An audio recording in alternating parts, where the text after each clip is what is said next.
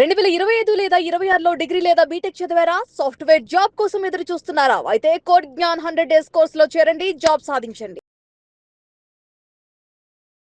Java versus Python ఈ రెండిట్లో కనుక మనం చూసుకుంటే రెసిషన్ టైంలో దేనికి ఎక్కువ డిమాండ్ ఉండే అవకాశం ఉంటుందండి? రెసిషన్ టైంలో జావా ఆర్ పైథాన్ పర్టికులర్గా దీనికి డిమాండ్ ఉంది, దీనికి డిమాండ్ లేదు అని చెప్పడానికి ఉండదండి. మీరు చూస్తే ఇప్పుడు జరిగిన లే ఆఫ్స్లో ఎక్కడా కూడా జావా డెవలపర్స్ కానీ పైథాన్ డెవలపర్స్ కానీ లే ఆఫ్ జరిగినట్టు నేనైతే న్యూస్ ఎక్కడా వినలేదు, ఎవరూ చెప్పలేదు కూడా. ఎందుకు అంటే కనుక వీళ్ళంతా కూడా కోర్ ప్రోగ్రామింగ్ రాయగలిగిన వాళ్ళే. సో అంటే ఈ ప్రోగ్రామింగ్ రాసి ఎలాంటి సాఫ్ట్వేర్స్ అయినా బిల్డ్ చేయగలుగుతారు.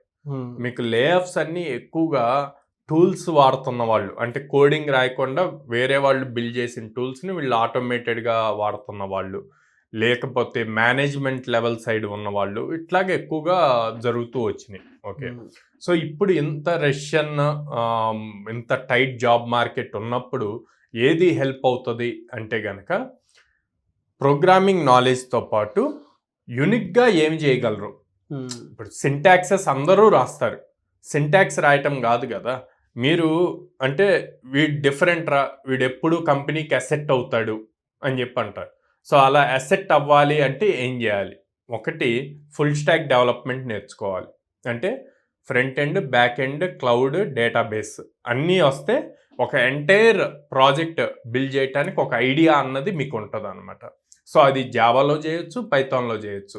ప్రోగ్రామింగ్ లాంగ్వేజ్తో సంబంధం లేదు. ఒక ఆర్కిటెక్చర్, ఇప్పుడు మనం ఫర్ సపోజ్ సుమన్ టీవీకి వెబ్సైట్ చేయాలి అంటే సుమన్ టీవీ బేసిక్గా ఆపరేషన్స్ ఏం చేస్తుంది?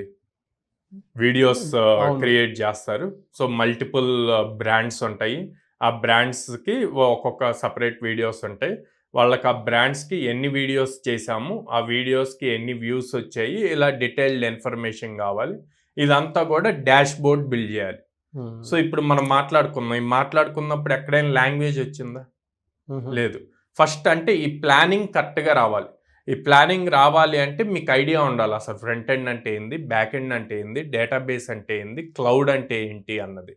ఈ ఐడియా వచ్చినప్పుడు లాంగ్వేజ్ ఎక్కడ కావాలి అంటే, ఒకటి, మీరు స్కిల్డ్ పర్సన్ అని ప్రూవ్ చేసుకోవటానికి కావాలి.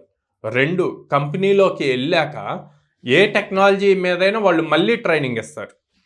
ఓకే, మీరు జావా నేర్చుకున్నారు కాబట్టి ఇంటర్వ్యూ అయిపోయి లోపలికి వచ్చాక జావా మీద మాత్రమే వర్క్ చేస్తా అంటే కుదరదు. సో మీరు దేనికైనా యాజ్ ఎ ఫ్రెషర్గా దేని మీదైనా వర్క్ చేయడానికి ఇమ్మీడియట్గా మౌల్డ్ అవటానికి రెడీగా ఉండాలి. సో అలాగా ఉంటేనే మీ కెరీర్ సేఫర్ సైడ్ ఉంటుంది. సో అలాగా ఎవరైతే చాలా ఫాస్ట్గా లర్న్ చేయగలరో, కొత్త టెక్నాలజీని నేర్చుకోగలరు, ఇమ్మీడియట్గా దాంట్లో డిఫరెన్స్ చేయగలరు అన్న వాళ్ళకి ఎప్పుడు రష్యన్ లే ఆఫ్స్ అన్న భయం ఉండదండి. వాళ్ళు ఏదైనా చేయగలరు. అలా యూనిక్గా ఉండటం ఇంపార్టెంట్. సో సింటాక్సెస్ ఒక్కటి నేర్చుకొని కెరీర్ బిల్డ్ చేసుకుందాము అంటే రాంగ్ చేస్తున్నట్టు. సో అలా కాకుండా ఏం చేయగలరు? ఫ్రేమ్వర్క్స్ నేర్చుకోవాలి. ఫర్ సపోజ్ జావాకి వచ్చేసి స్ప్రింగ్ బూట్, మైక్రో సర్వీసెస్, వీటి మీద చాలా ఇన్డెప్త్ గ్రిప్ నేర్చుకోవాలన్నమాట. అదే పైథాన్ తీసుకున్నారనుకోండి, Flask, Django, rest APIs, fast API, ఇలాంటి వాటి మీద చాలా గ్రిప్ తెచ్చుకోవాలి.